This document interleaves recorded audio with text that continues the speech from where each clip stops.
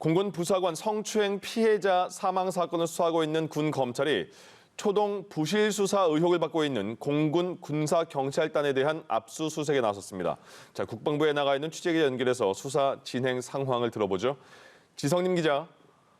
네, 국방부 검찰단이 공군 부사관 이모 중사의 성추행 피해 사건과 관련해 공군본부 군사경찰단과 관련 비행단에 대한 압수수색에 나섰습니다. 국방부는 군 검찰이 오늘 오전 10시경부터 계룡대 공군본부 군사경찰단과 제15 특수임무비행단 군사경찰대대에 대해 압수수색 영장을 집행 중이라고 밝혔습니다. 지난 화요일 사건을 이감받은 국방부 검찰단이 압수수색에 나선 것은 이번이 처음입니다.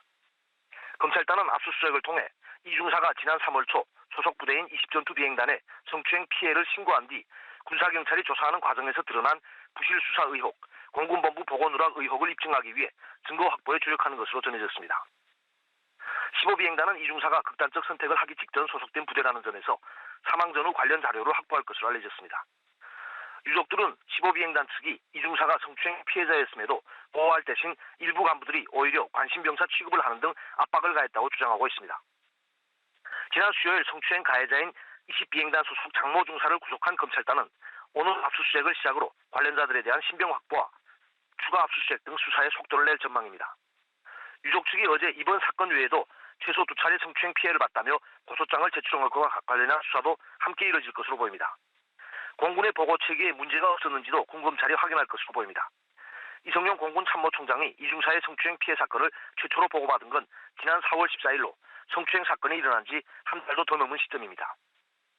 당시 이 총장이 사건과 관련해 어떤 지시를 했는지도 확인되지 않고 있습니다. 어제 문재인 대통령이 최고 상급자까지 지휘 라인 문제도 살펴보고 엄중하게 처리하라고 주문한 만큼 이 총장을 포함한 공군 지휘부에 대한 대대적인 조사와 고강도 문책이 불가피해 보입니다. 네, 그리고 공군의 또 다른 부대에서도 성추행 사건을 묵인한 의혹이 제기가 됐죠.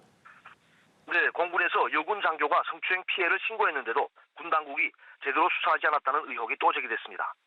국민의힘 강대식 의원실에 따르면 공군 모부대 소속 여군 대위는 작년 9월 상급자인 대령과 함께 출장을 갔다가 부대로 복귀하는 길에 대령의 지인인 민간인에게 성추행을 당했다고 소속 부대에 신고했습니다.